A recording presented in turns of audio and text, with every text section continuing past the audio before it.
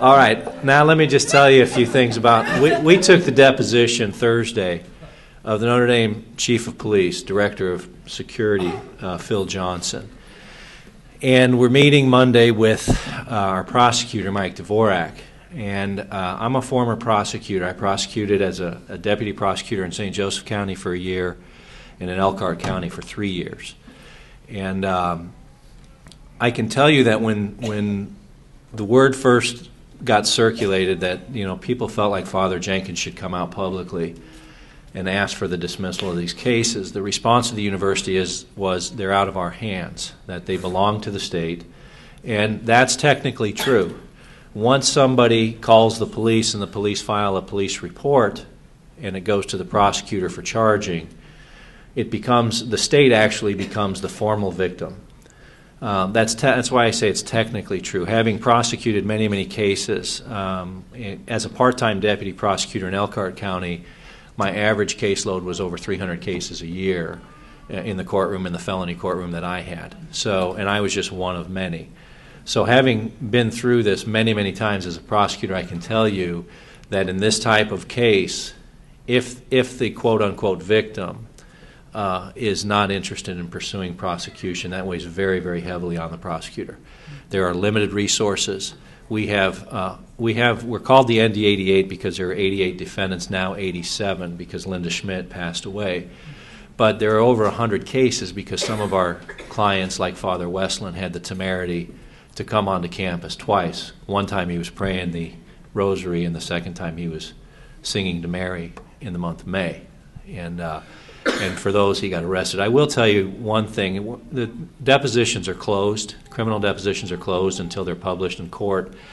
And so I can't speak directly to anything specific that happened in the deposition on Thursday. I can tell you, however, that Father Westland's police report, not one time, refers to him as a priest. He's referred to as Norman Westland throughout. No one indicates that he was praying. No one indicates what he was wearing. No one indicates what he said. It's just simply Norman Westland. To me, that coming from someone at my alma mater, that's hard for me to grasp. I was the St. Joseph County legal counsel for a few years, and I taught police officers about these types of issues, about how to write police reports and how to stay out of civil litigation and how to, things like that. And it just was shocking to me to see a police report written that didn't even refer to Father Westland as a Catholic priest. I want to tell you about a few of our clients in case you don't know. One of them's Norma McCorvey, Jane Roe in Roe versus Wade. Two others are Jane Brennan and Laura Rowling, both of whom were very instrumental in starting the movements of women who had had abortions. And Rachel's, what's it called, Tom? Rachel's Vineyard, very active in that, published books on the healing process and the spiritual healing process. They came to Notre Dame and they were arrested while praying the rosary. I have a police report. This is all public because I've filed a motion to dismiss. The police report says that I approached this gentleman who was on his knees praying the rosary, and I told him he needed to leave campus. And he did not respond. He continued to pray the rosary, so I arrested him. That's what the police report says. So we have some pretty deep issues. I want to just say a couple. We have one gentleman was met by one of our guests here today. He is the most. He dedicates the most time as a volunteer as a tour guide of Sacred Heart Basilica.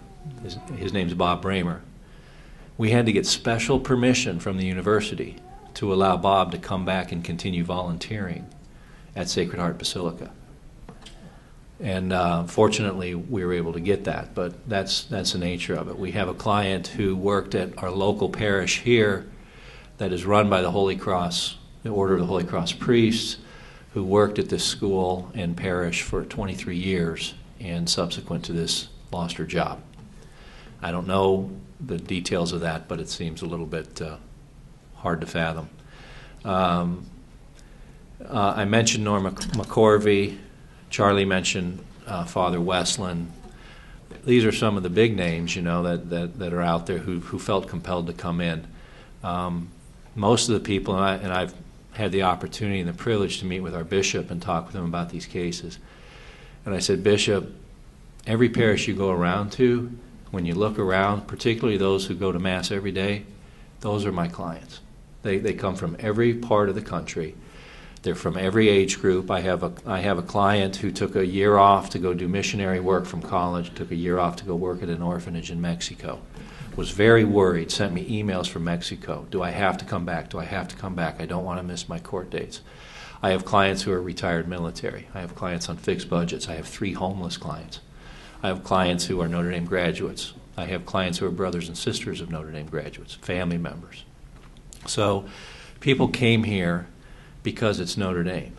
I have a client who is an activist, pro-life missionary who's not Catholic. And this is what he said to me when he was in jail. He said, you know what, Tom? We've given away our government. We've given away our schools. I can't stand idly by as we give away our churches. And he's not Catholic. And that was such a powerful thing for me to hear. And I felt like, wow, this is just, it's hard work. Sometimes it's discouraging work. But the privilege of being affiliated with people like Tom Brecka and Charlie Rice, and then my clients, it's just overwhelming. It's an overwhelming experience.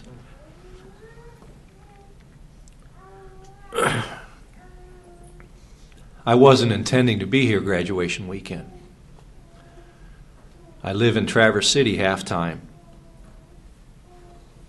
And I prayed the rosary as I was driving up there. It was very, very powerful.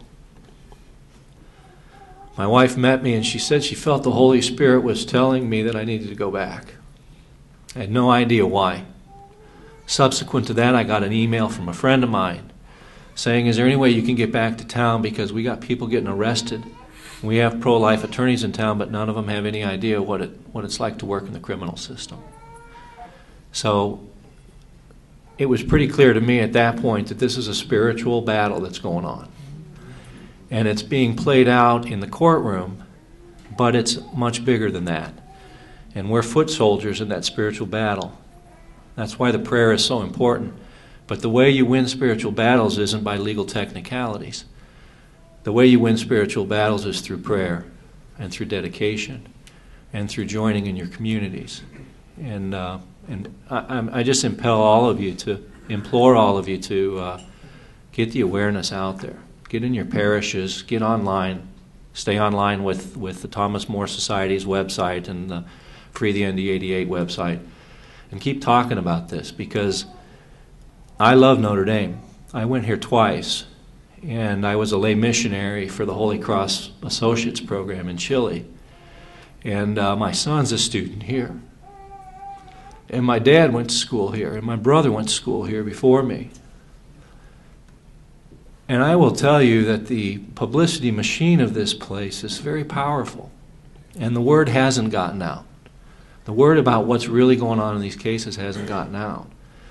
And it's through the efforts of Bill Dempsey and Sycamore and organizations like that and Tom Brecka and organizations like his that the word's going to get out, and it has to get out in order for the spiritual battle to be fought on an even playing field. And I'm like Charlie, I don't want to criticize people. I want reconciliation, and I want Notre Dame to return to being a Catholic institution. And I don't want anybody to lose their job. I don't want anybody to be embarrassed. I don't want any of that. I want Notre Dame to embrace Catholicism. I'm proud of it. I came here because it's Catholic, and I'm proud of the place. And I want that pride to be passed on to my son's generation as it was passed on to me and mine.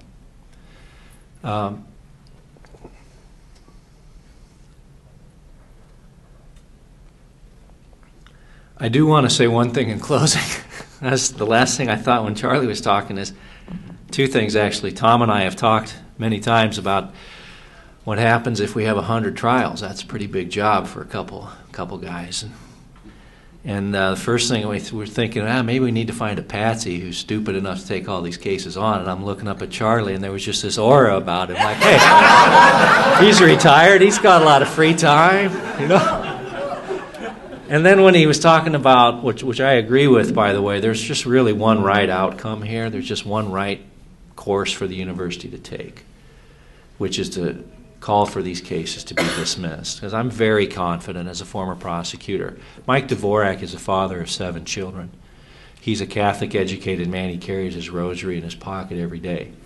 I'm utterly convinced, not just because it's Mike Dvorak and because he's Catholic, but as a former prosecutor, that if Notre Dame did come out or does come out and seek that these cases be dismissed, that they'll be dismissed in a heartbeat. And then it dawned on me, darn it, I forgot my business cards, because then I'll have a lot of free time and I'll let all you guys know I'm an Indiana attorney. I'm also barred in Ohio if you need me. And so anyway, I'm going to close with what Charlie said. I think the most important thing is prayer. And I think we need to pray every day and pray for Our Lady's University. And then the second most important thing is awareness. We need to keep the awareness of what this is. This is, to me, these cases embody what's going on in the university. And they may not be a major part of it, but they have a very strong symbolic value. When you arrest priests and nuns, we have a nun who's arrested, we have seminarians who are arrested, we have 2 people who went into the seminary as a direct result of this, which is a powerful, powerful thing. That's a powerful work of the Holy Spirit. So we're just foot soldiers in this bigger battle, but we need a large, large army. So we just ask for your awareness and your continued support and your prayers. Thanks.